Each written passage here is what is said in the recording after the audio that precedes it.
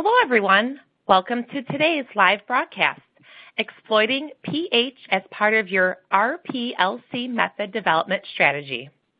I am Kristen Moore, multimedia producer of LCGC North America, and I'll be your moderator for today's event. We are delighted to bring you this educational web seminar presented by LCGC North America and sponsored by MacMod.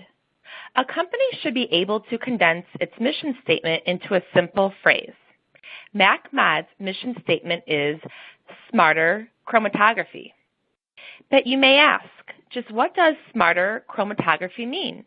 It means that when they make a recommendation to you about an HPLC or UHPLC product, it is to partner with you to offer innovative solutions to complex problems. They use advanced state-of-the-art analytical software to match their product portfolio with your separation needs. They leverage their company's 29 years of experience in the LC column business, their technical expertise, and manufacturing network to help you solve your toughest application problems. MacMod provides up-to-date and accurate technical catalogs and reports from industry-leading separation scientists to keep you informed of new technologies. That is what smarter chromatography means. We have a few important announcements before we begin. This webcast is designed to be interactive, and we encourage you to ask questions during the event. You can submit questions by typing them in the Q&A box, which can be found by clicking on the red Q&A widget at the bottom of your presentation window. We'll try to answer as many questions as we can. You can enlarge the slide window by clicking on the small green icon in the upper right-hand corner of the slide window, or by hovering your mouse over the lower right-hand corner and dragging the window to the desired size. The slides will advance automatically during the event. If you have any technical problems viewing or hearing this presentation, please click on the question mark Help widget in the dock of the bottom of your presentation window. Please note, a copy of today's presentation along with valuable resources is located in the green resource widget on the left-hand side of your screen. I would now like to introduce today's speaker. We are very pleased to be joined today by Dr. Thomas J. Wege. Dr. Wege holds a Bachelor of Science degree in chemistry from Michigan Technological University and a PhD in analytical chemistry from the University of Colorado in Boulder. After obtaining his PhD, Tom joined DuPont Agricultural Products, now DuPont Crop Protection, as an analytical chemist. While with DuPont, he developed a wide variety of GC and HPLC methods to support product development and improvement, registration, and commercialization of a variety of herbicides, fungicides, and insecticides. Starting in 1987, he initiated and championed the use of computer simulation, dry lab software for HPLC separation, development, and optimization. Tom was a leader in the development of procedures and best practices for method development, validation, transfer, and implementation, including guidelines for change management for analytical methodology among R&D, global manufacturing, and registration. After leaving DuPont, Tom provided expert technical support for Agilent Technologies, HPLC columns, and consumables for 9 years, and since 2008 for MacMod Analytical. He enjoys helping customers with pre-sale and post-sale technical support and also develops applications, writes technical reports and marketing literature, and presents posters and presentations for customers and technical venues. Tom, thank you for joining us today. You have the floor. Well, thank you very much, Kristen, for the very nice introduction and for the nice review of MacMod Analytical's objectives in helping our customers. As Kristen said, the title of today's presentation is Exploiting pH as Part of Your Reverse Phase Method Development Strategy. Let's begin. These are the key learning objectives that we presented in the announcement for this webinar today. First, we will revisit the importance of selectivity and resolution in reverse phase separations, and then we will look at which LC parameters affect selectivity most for both isocratic and gradient separations. I will introduce and describe the features and advantages of ACE's new ultra-core solid core columns with their broad pH usability for UHPLC and HPLC separation. Next, we'll look at how to use mobile phase pH and other parameters as part of an effective reverse phase method development strategy. We'll examine some different strategies for method development ranging from relatively simple to very complex for more difficult samples. And at the end of the presentation, toward the end, we will review some data that I generated in preparation for a presentation given at PitCon 2015 earlier in March.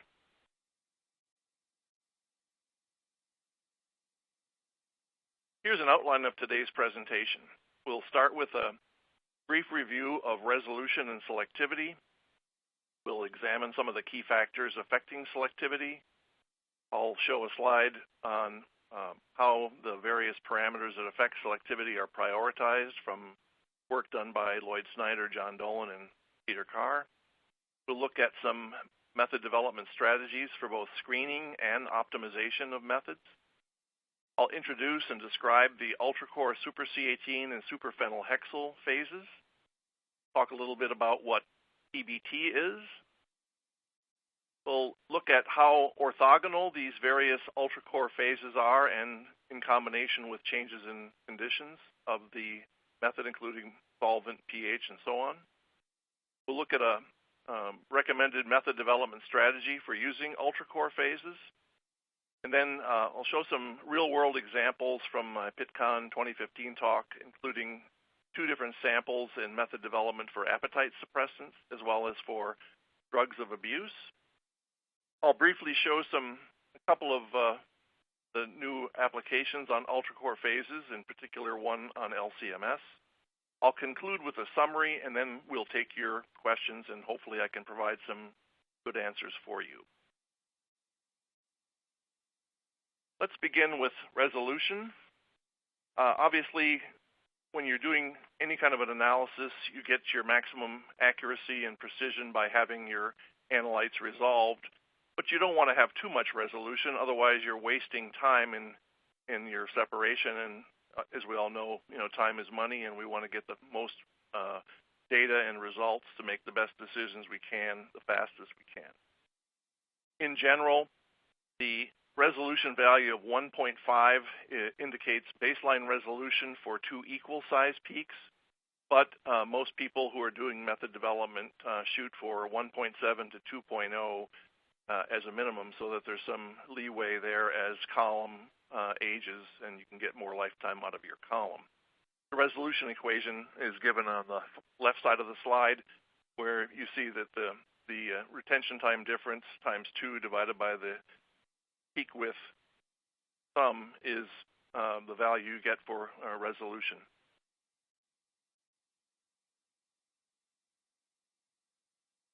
So, in looking at resolution itself, it's comprised of 3 different factors, an efficiency factor, a selectivity factor in the middle, and then a retention factor. These come together to define what the resolution is, and these can be more or less changed independently to improve or change your resolution. And here, this slide is meant to show you that over the range of values that these factors take on for most HPLC work, that the selectivity, or alpha, is by far the most powerful of the 3. Admittedly, since 2003, with the introduction of sub-2 micron particles, followed by the introduction of the first 1,000-bar hardware in 2004, subsequently followed by the introduction of sub-3 micron superficially porous particles by Advanced Materials Technology in 2006, we've all become very enamored with using efficiency to affect separations in HPLC and UHPLC. Nonetheless, selectivity is still king and can be used to dramatically change resolution. But how do you know which parameters or factors affect selectivity and which ones are the most powerful?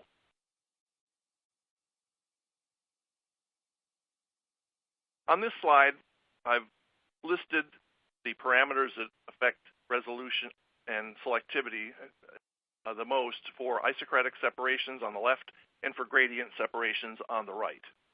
The most powerful ones include the stationary phase type, the pH of the mobile phase for ionizable compounds only, the organic modifier type, that is aceternitrile methanol, a blend of the two, etc., percent organic modifier, and then the lesser ones, column temperature, choice of buffer, meaning like phosphate versus acetate, and then the buffer concentration is one of the least ones. You could also throw in here the ion pairing additive concentration if you wanted to, for those types of separations. For gradient separations, you have all of the same parameters that you have for isocratic, obviously, plus gradient steepness, or little b, which is equal to proportional to 1 over the K star value. And that K star value, the average gradient retention factor, is given by the equation here in the middle of the right-hand side of the slide. And it's a function of gradient time, flow rate, the difference in organic modifier concentration, the column volume, and then a factor that's a function of the molecular weight of the compound. And it's really obtained from a plot of log K versus percent organic for a given analyte. So you can see that the column volume, which is embedded in the K star equation, is really a function of the column length, its internal diameter, and the porosity of the phase that's packed inside. Another factor that's often overlooked by people doing method development and method transfer is that the dwell time, which is also borne out by the ratio of the gradient volume to the actual column volume, that must be kept constant. Otherwise, you will see some minor changes, particularly in the front half of a separation when you move from one instrument to another, as well as from one column size to another.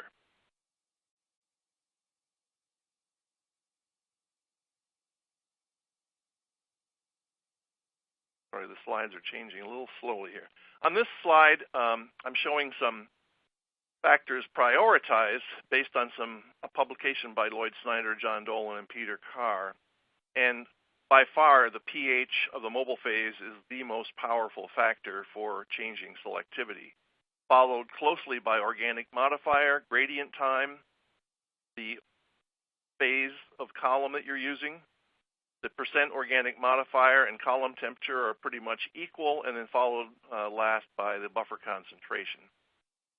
And in this paper that I've forgotten to put the reference for here, but I can make that available to you by email or otherwise, what they've described there was that for equal size peaks with a resolution of 1.5 for a common size of column that's often used, which at that time was a 4.6 by 150 5-micron column. Here I'm showing a 2.1 by 50 millimeter UHPLC column, either a superficially porous solid core or a sub-2 micron column.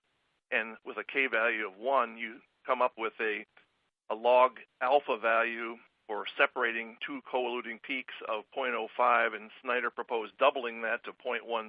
So that gives you an idea in mental calibration of how impactful these various factors are. What's interesting also is that if you change more than one at a time, what you actually get for the delta log alpha value in the third column of the table is the square root of the sum of the squares. So if you take, say, for example, organic modifier and gradient time and change those simultaneously, the factor then becomes, the delta log alpha value becomes the square root of 0.2 squared plus 0.2 squared.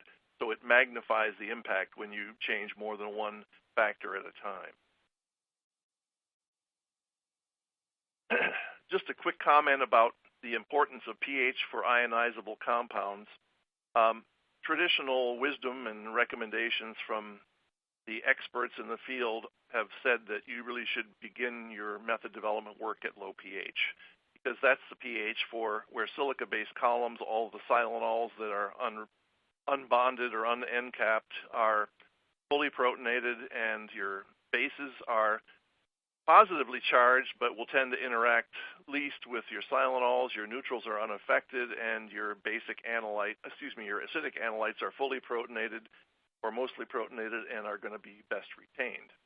However, there's a lot of times where type B phases may not perform so well for bases due to overloading, due to being too inert or being too free of metals, etc., and free of silanols, that they actually will tend to give poorer peak shape at low pH. So it's beneficial to be able to access more of the pH range for both bases and neutrals and acids.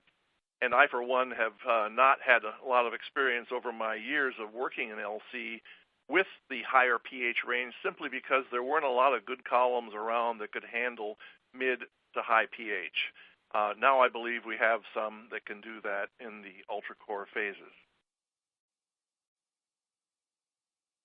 This next slide shows an example of different method development strategies of varying complexity for doing systematic method development, starting with the least complex samples and going to the right with the most complex samples.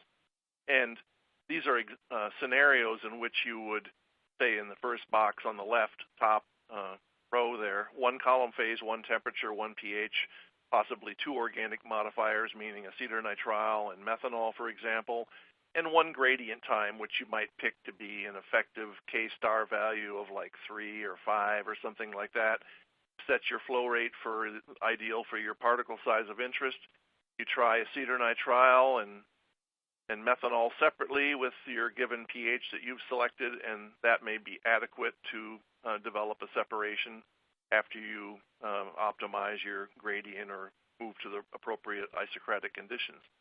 However, as your sample complexity increases, it's prudent and wise to consider either one phase that does well in terms of peak shape for your analytes and one temperature, and maybe you try two pHs, one or two organic modifiers, etc. In the far right box that I've highlighted here, you might consider using two or more phases, maybe one temperature, two or three different pHs or more, two organic modifiers, and you can really take your sample and profile it under a variety of conditions and then choose which condition you find to be the best in terms of peak shape, retention, best chance to optimize the separation further, etc. In the lower line of boxes and scenarios for under optimization,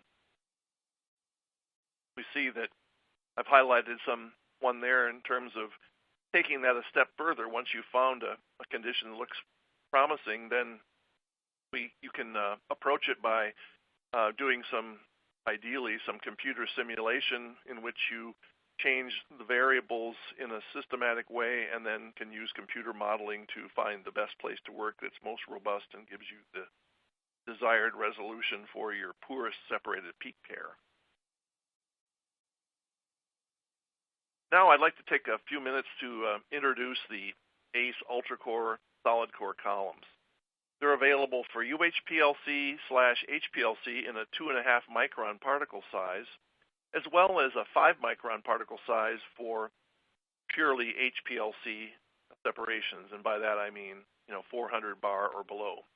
The 2.5 micron particle can be used with HPLC systems, UHPLC systems, and UPLC systems. It's available. The ultra-core are available in super C18 and super phenylhexyl, and these are two selectivities one of which offers hydrophobic only interactions, and the other offers both hydrophobic and pi-pi interactions. The hardware that these are packed in is stable up to 1,000 bar, which is about 14,500 psi. And they do use 2 micron inlet fritz, which helps give you longer uptime and column life, as well as improved ruggedness. And these phases are at low pH, of course, good for many column volumes as you can deliver ordinarily, like you would get from any other column material, but they are targeted for 20,000 column volume lifetime minimum at 40 degrees or below at the higher pHs, 8 to 11.0. So what gives this material, these two phases, their unique performance? It is encapsulated bonding technology, or EBT. This is just a diagram that shows a traditional C18 bonding for a material on the left-hand side of the graphic at the top, and where you see your unbonded or residual silanols, you see some silanols that have been end-capped with an appropriate end-capping reagent, and then you have your two C18 chains. On the right is a cartoon of what the super C18 and super phenyl hexyl would look like. In this case, the super C18, you have actually a inert layer that is on the surface. It is not a polymer per se, but it's a proprietary end capping that gives improved and superb peak shape for bases, acids, and neutrals over a broad pH range. And it gives dramatically higher ligand coverage and effectively eliminates silanol interaction. That excellent coverage also gives the column the stability at mid and high pH, but you'll get your maximum lifetime with volatile buffers at higher pHs, which means in general, it's been shown back in the 90s that mobile phases such as phosphate and carbonate, when they're mixed with organic solvents like acetylnitrile methanol, tend to have a higher apparent pH than they would if you're using something like ammonium acetate with or without ammonium hydroxide adjusted to higher pHs. So if you stay with those things, I don't believe I have any data to show on other organic type buffers, but I would imagine that those will also give extended lifetime. The other really nice feature of these packing materials is that you don't see any memory effects or hysteresis from switching between eluents at different pHs. So you can move from low pH to high pH, back to low pH, back to high pH, and the columns still perform nicely and consistently.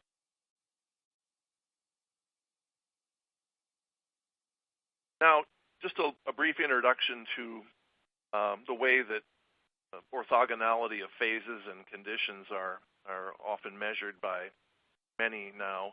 The late Uwe Neue of Waters came up with a selectivity descriptor S that is a measure of orthogonality, and it's given by the equation there in the top left of this slide.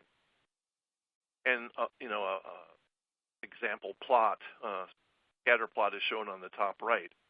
And what he did was take the coefficient of determination from a scatter plot of retention times from analytes obtained under gradient conditions for two different columns or the same column under two different conditions. You plot one versus the other, and you look at the scatter, and you take the R-squared value and put it into the equation there, and you end up with a number that has some meaning in terms of orthogonality. The smaller the number, the less orthogonal. The higher the number, the more orthogonal or different in selectivity. And of course, that's only a value if you have a significantly large set of analytes to make those kind of measurements with. Or you also have to have a diverse set of analytes as well as a larger sample set. If you only had 5 analytes, it wouldn't mean a whole lot. But in this case here, on the bottom right, we see the results from principal component analysis of the 50 analytes that they used for this characterization of these columns, and it's quite a wide spread of selectivity involving analytes such as acids, bases, neutrals, and some other ones included in that set. So it's a quite wide distribution of analytes there that can be used to mean something for future prediction. So couple quick examples of what these plots look like. When you have low selectivity differences between columns under the same conditions or same column under different conditions, you see a plot much like you see here in the center of this slide, a very low S value of 3. This is something that you would observe when you plot the results from two different vendors or with the same phase or the same retention mechanism, same solvent, under the same conditions, or if you were to say compare a C8 phase versus a C18 phase from the same manufacturer, you're going to get a very high R squared number, very little scatter, and a very small S number. If you look at something that might be representative of moderate selectivity differences, say between maybe slightly below 10 to below 30, these are quite moderate and important and useful selectivity differences. This plot shows a selectivity value of S value of 22 for same column ultra-coarse superphenyl hexyl analyzed with this sample set with acetonitrile in one case versus methanol, and these were all carried out at high pH. And this is the type of scatter plot you would see, and you could say, well, that doesn't seem like it's very scattered, but it significantly is. And even a number as small as 10 or between 8 and 12 is a useful enough difference in selectivity that you can move peaks around. And we saw that with some of the work that ACT has done with some of the other totally porous phases that they have introduced, including like the C18 PFP and the C18 AR phases.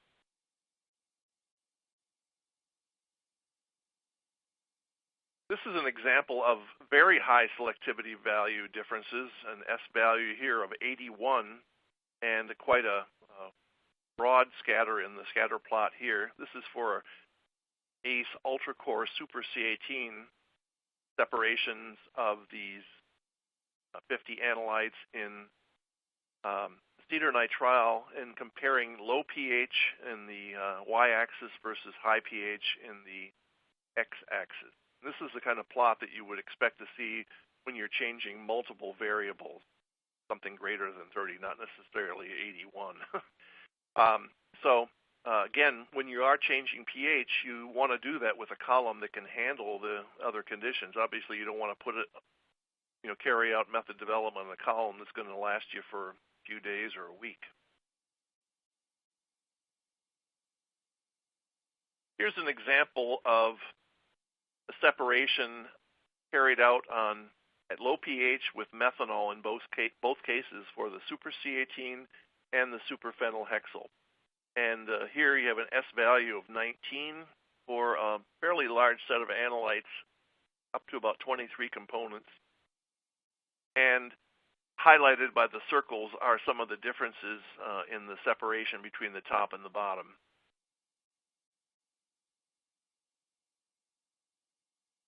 Another example, this one with superphenyl hexyl in both chromatograms between low pH with methanol and high pH with methanol, the upper trace being the low pH and the bottom trace being the high pH. And this scatter plot is really like a shotgun pattern or whatever. It's is consistent with a selectivity S value of 83. And here is a case with a mixture of acids, bases, and neutrals. Case here, 11 analytes, and peaks are moving around quite considerably.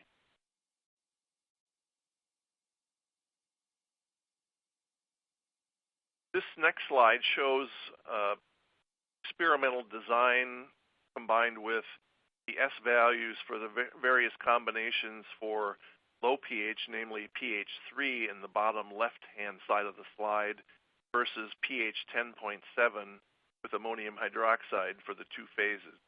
In these cases here, the corners of this square, red ones are the ones for acetonitrile, and the blue circles and designations are for methanol.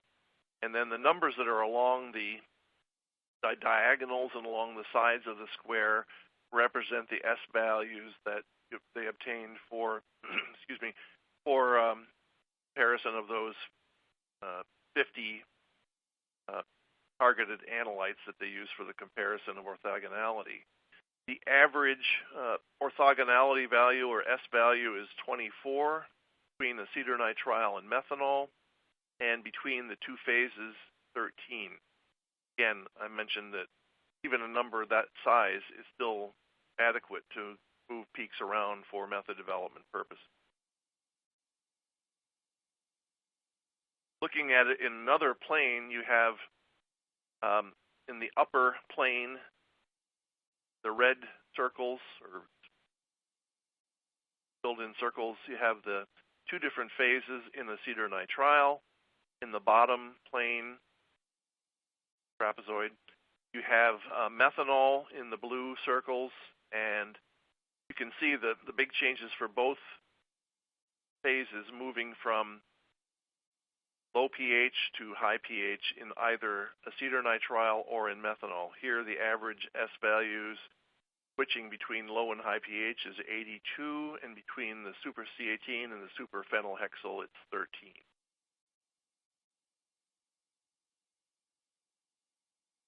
Similar results here, switching between low and high pH with methanol and aceternitrile, and then either the super C18 or the super phenylhexyl. Looking at it a different way, you see the numbers averaging around mid-20s for between the two phases, and 82 between low and high pH. Again, the red circles represent aceternitrile mobile phases with the two stationary phases, and the blue dots represent methanol for the super C18 and the super phenylhexyl. Putting that all together, you have a diagram, and if you were to switch from, say, aceternitrile in the upper left of this rectangular prism down to the bottom right with methanol in the rectangular prism, that diagonal of that prism is S value of 85. So when you change mobile phase, pH, stationary phase, and solvent, you get, again, a very large change in selectivity, a very large orthogonality. So to kind of capture all of that in a method development strategy, you might consider the following as shown on this slide here. You can use these two phases with two temperatures at 1 pH with two organic modifiers, and then maybe use a couple of different gradient steepnesses to provide the data that's necessary to provide you with both screening in combination with at least a partial optimization of the separation, as shown by the leftmost square in blue. The middle one, you work with one column at two different temperatures, 1 pH, two organic modifiers, and two gradient times. Again, another way to approach the same or a different problem. And then on the far right, you use two or more different column phases, two temperatures, two pH values, and two organic modifiers with two gradient times. Usually you need 3 to have a checkpoint in the middle. And here, example is pH 3 and pH 10.7. And that would provide enough data for input into a software package like DryLab and do a actual 3D cube optimization where you can actually find the best place to operate within an entire cube of an experimental design in a working space. So that's an example of how you can use the various columns, mobile phases, pHs to really tackle very difficult separation and method development problems. Now, what I'd like to do is switch gears just a little bit and kind of show some of the findings that I had with my first experiences with working with these phases in preparation for a presentation earlier this month.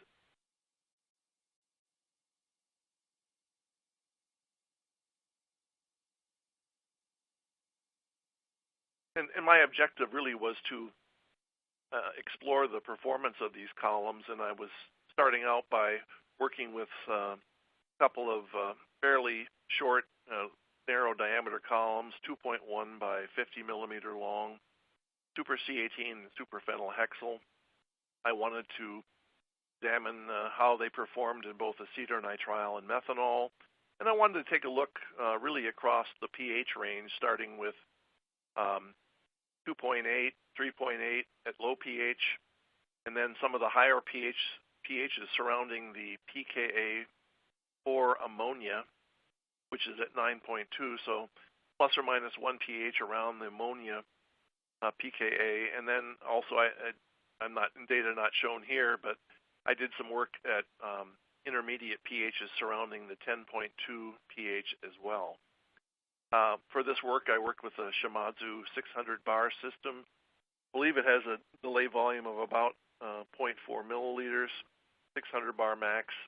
And the samples I chose were a mixture of appetite suppressants for the first sample type, and then a mixture of 16 drugs of abuse for the second sample. Here's the first sample, and it consists of these 9 compounds, methamphetamine through phenylpropanolamine. Again, I worked with the columns as I described in the previous. I was working primarily with ammonium formate at lower pH, 2.7, or say 2.8 and 3.8. From earlier work, I found that it really, for a lot of these mixtures of bases, that it's primarily productive to work around the pKa's, say in the 2.8 to 3.8, maybe a little bit higher for bases when bases are involved in the sample. And also, it's very useful to work at higher pHs in the 8.2 to 10.7 range.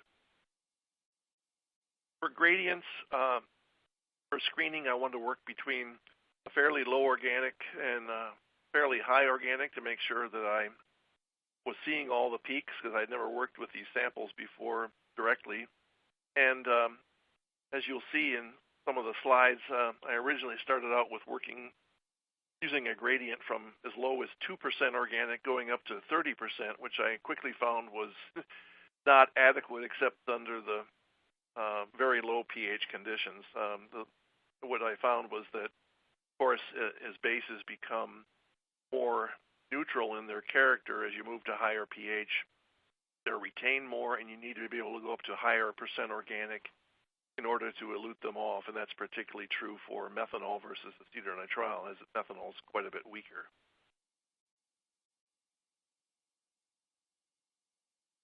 These are the structures of the compounds, and you can't really see them as well as I could on my PowerPoint slide, but nonetheless, they're shown here, and you'll be able to see those in the PDF.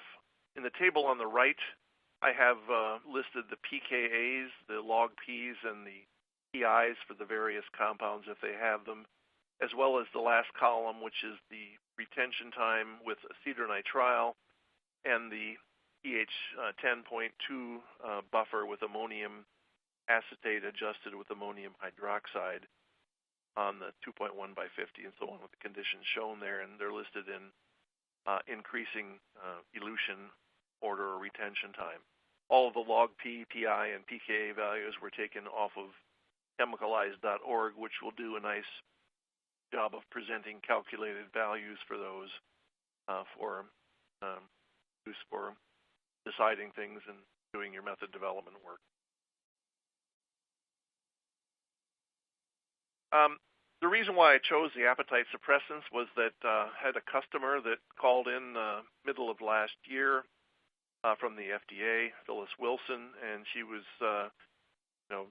charged with developing an LCMS method for a variety of these appetite suppressants. I think there were 14 or 15 compounds in her sample.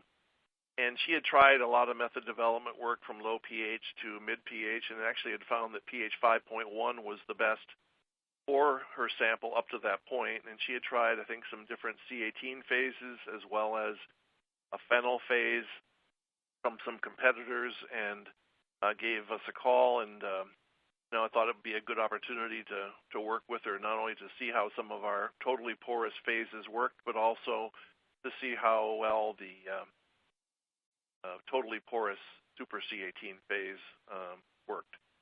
We also have, just as an aside, we do have ASIC-Cell super C18 columns in hardware that goes to a 1,000 bar, and it has the same performance that the UltraCore super C18 has, but is in a totally porous particle size ranging from 2 to 3 to 5 for HPLC and UHPLC application. But I'm showing this just because I wanted to show, I recommended her that she purchase a C18 PFP, and she tried it at the same conditions that were her best up to that point. And as you can see, some of the peaks for bases don't do so well either at very low pH or at mid pH with any kind of a ultra pure, low metal content, well end-capped phase. See the peak shapes. This is well known and documented by David McCauley and others. And the lower trace, so after that, and some method development work with different gradient steepnesses didn't help much. And then when you have bad peak shape, you pretty much either have to live with it or you want to try to find something else. So I sent her a column that I had, a Super C18 in the same dimension, in the 2-micron, totally porous. And it gave somewhat improved, in some cases, peak shapes and so on for this sample set, but still wasn't really where she or I wanted it. So she agreed to do some additional work. She had never worked at higher pHs, so we pursued that.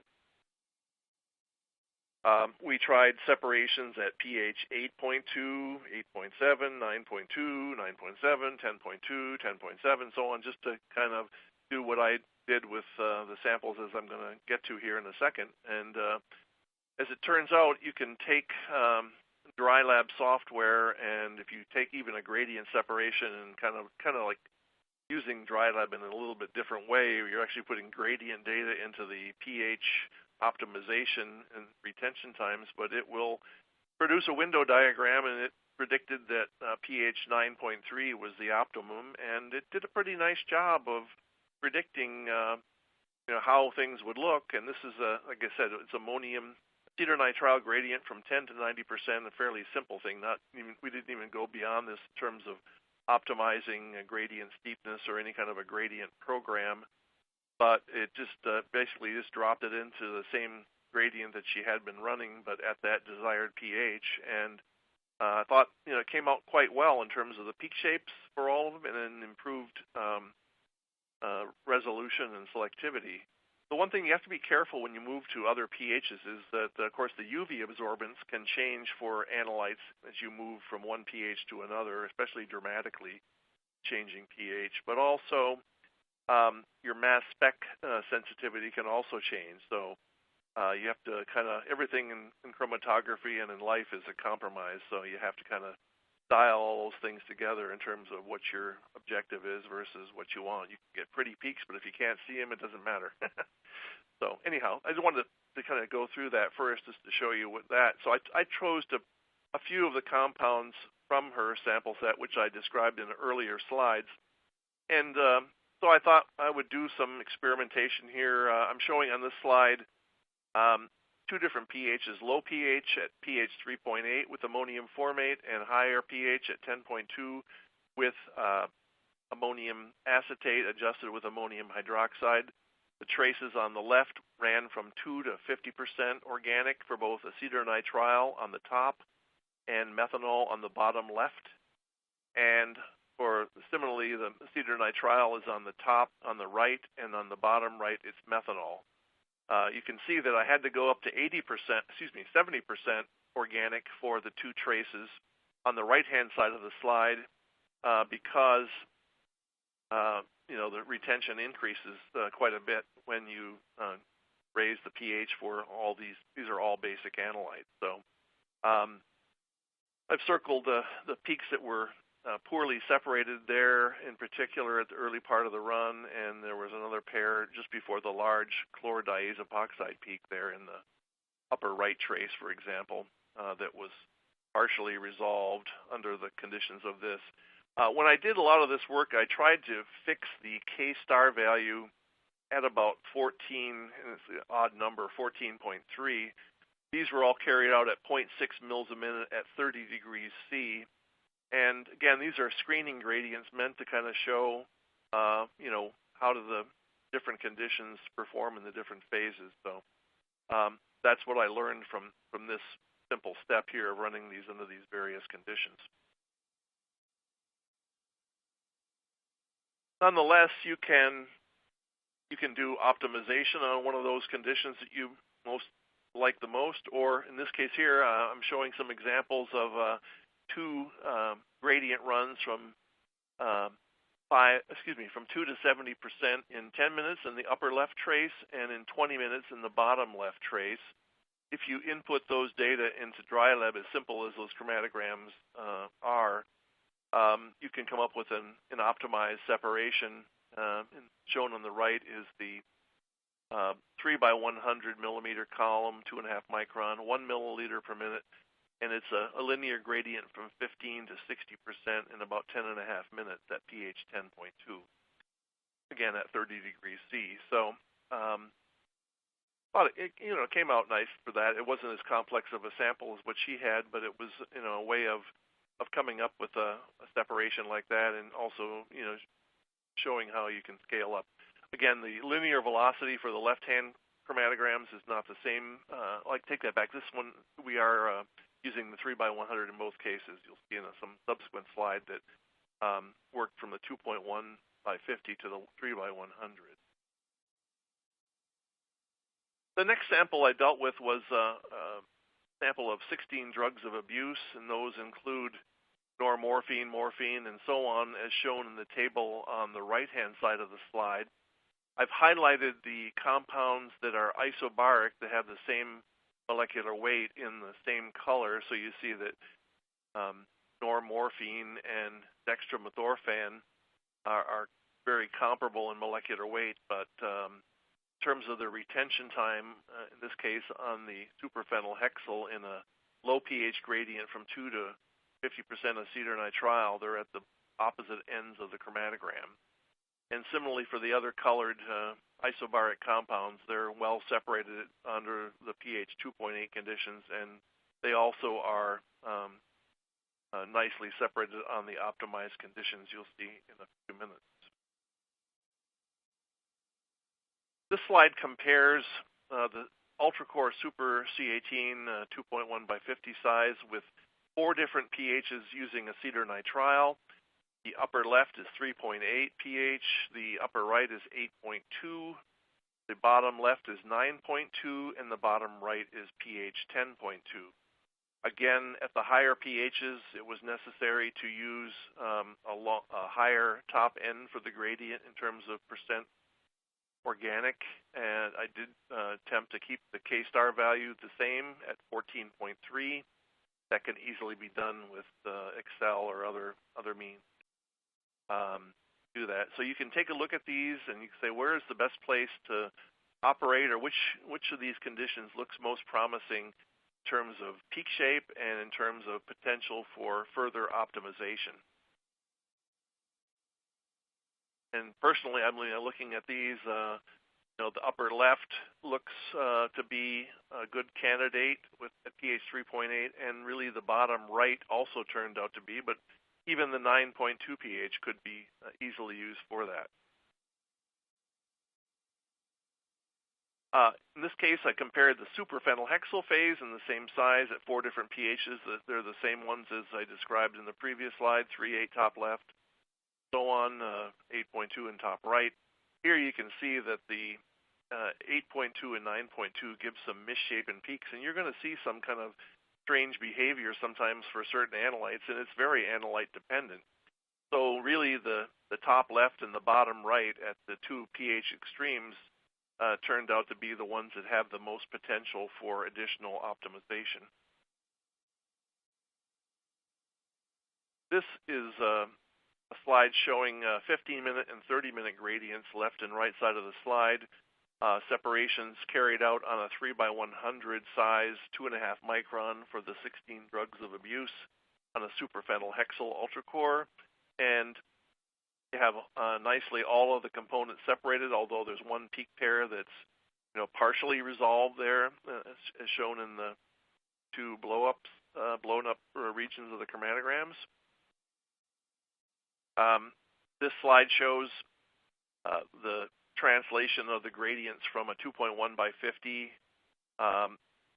UltraCore superphenylhexyl with methanol in the top trace carried out at pH 3.8 with ammonium formate, and then moving to a 1 millimeter separation on a 3x100, going from 2 to 70%, and all of the peaks are nicely separated there. Bottom left is the comparable separation for the same sample on a 2.1 by 50. Again, the K-star is 14.3, scaling that up to a 3x100 in a 2 to 95% gradient in both cases. The translated gradient shows nicely a nice separation of all these components. I'll close with a couple of examples here from a number of new applications that have been done with collaborators or done in the laboratories at ACT. This shows the power of what you would ordinarily think is a pretty weak in terms of resolving power size column, a 4.6 by 150, but this has 2.5 micron particles, and columns like this size and a 150 length in this particle and in this solid core material can deliver efficiencies ranging from probably 30,000 plates to 40 plus thousand plates, and really work well even as a single column in an impurity method. What's nice is, and that can be used on an HPLC or a UHPLC system. If you're constrained to an HPLC system, you can use a 5 micron column in this solid core, superficially porous material, and you can concatenate 2 columns together in tandem. And if time is not the issue, you can still operate at HPLC pressures and get really fantastic resolving power. Those columns probably run around 28 to 30,000 plates each, so you've got maybe 55 to 60 plus thousand plates with 2 columns in tandem for a 5 micron. A brief LCMS example. This was submitted by a collaborator to Dr. Alan McEwen at Advanced Chromatography Technologies. These are tetracarboxylic acids, which are very hydrophobic. There are 80 to 82 carbons in these analytes, and this is just an example that shows how very unusual and very difficult samples can be handled with these products, and they really are conducive to LCMS applications. In fact, one of our subsequent webinar webcasts will be given by Alan later in this year. Finally, to summarize the objectives that we had are up on the top of the slide, and basically we've revisited the importance of selectivity on resolution and talked about the factors that affect selectivity the most based on actual research done by Snyder et al. And we talked about how they could be used in your method development strategy.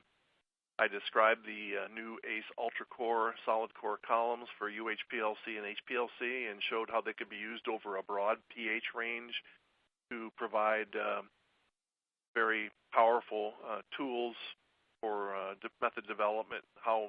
Showed you diagrams of how they were orthogonal in selectivity when you combine phase change in concert with pH and organic modifier changes.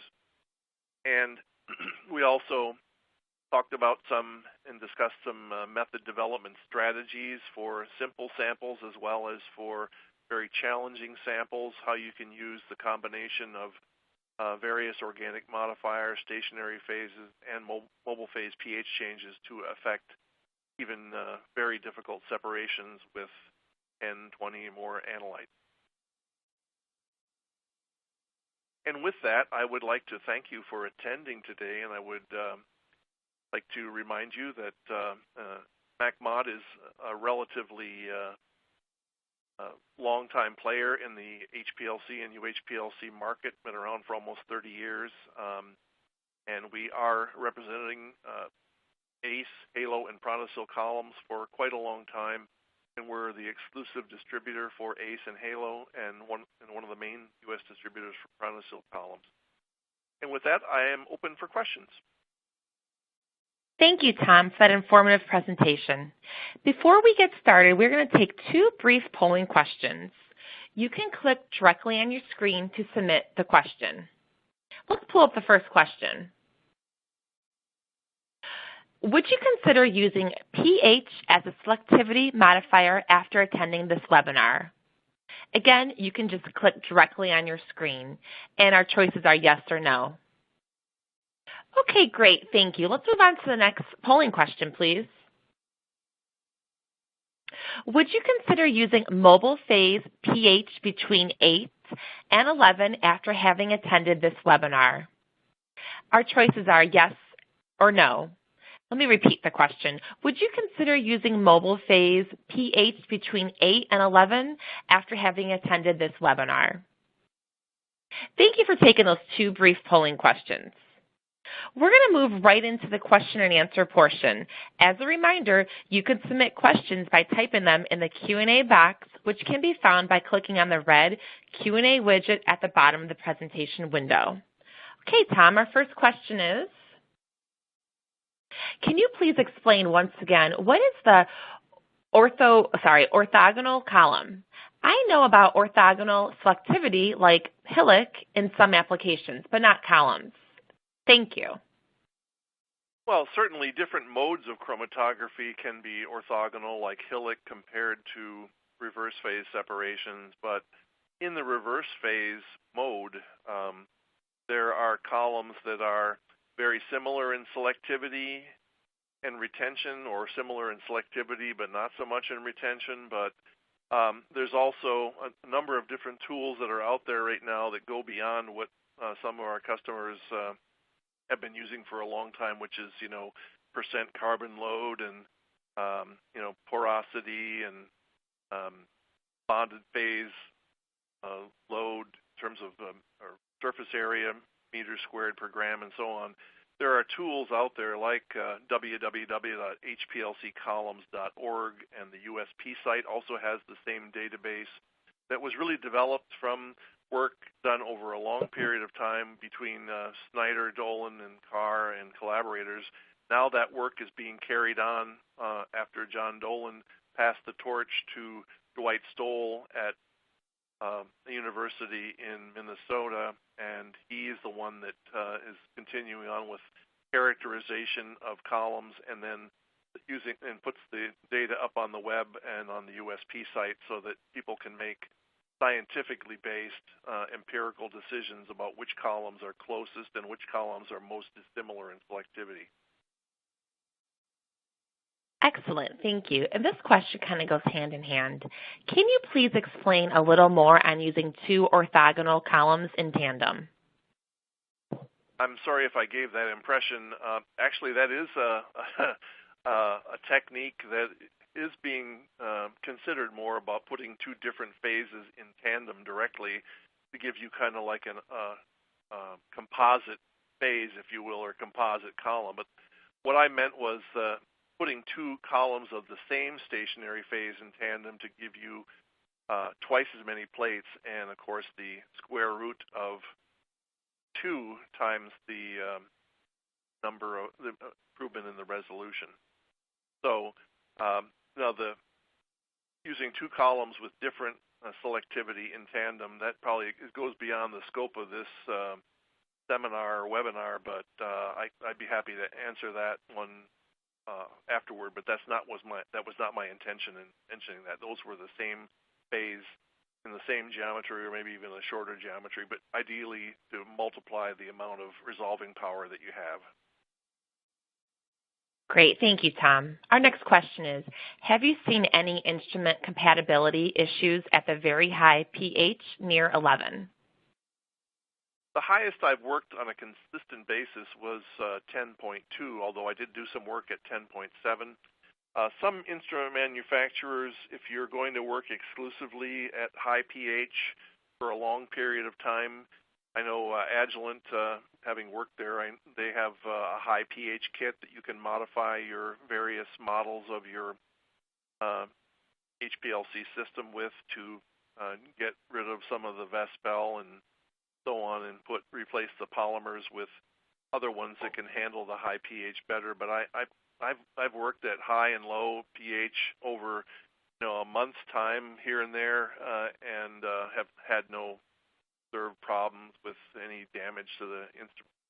There has been some talk in the past that operating at very high pH, maybe it's worse with phosphate and carbonate buffers, but that you can start to slightly cloud your quartz flow cells, but I have not seen that, attempted to measure that. Thank you, Tom. And we have time for one final question today. Is there a guide, flowchart, or program that can calculate best type of column and eluents with MS modifiers based on the analyte, chemical properties, and matrix for LC-MS? What is the precision of this type of software? What is the precision? Yes. Okay, I don't believe there's anything out there that can calculate the best combination of column and eluent. A lot of this is, done basically by empirical measurements. You need to find out first, where your analytes will ionize best if you're talking about MS modifiers. And then once you know where they ionize best, since you want to detect them the best, especially if you're challenged with impurity analyses or very low levels to measure, then once you have that information, then you would use those conditions and probably those conditions only to proceed with evaluating in a systematic and empirical way which is the best place to work and what knobs you can turn within those constraints relative to your signal. But I'm not aware of any guide or flow chart or whatever, but I'd be happy to discuss that with the person afterward or by email or otherwise. Great. Thank you, Tom, and thank you for that excellent presentation today. Unfortunately, we are out of time. I would like to thank the audience for their interesting questions and participation in today's event. I would also like to thank our sponsor, MacMod, for making today's educational webcast possible. If we did not get to your question today, we will follow up via email after today's event. Today's webcast will be available for on-demand viewing through March of next year. You will receive an email from LCGC alerting you when this webcast will be available for replay. We invite you to forward that announcement to your colleagues who may have missed today's live event. See you next time. Goodbye.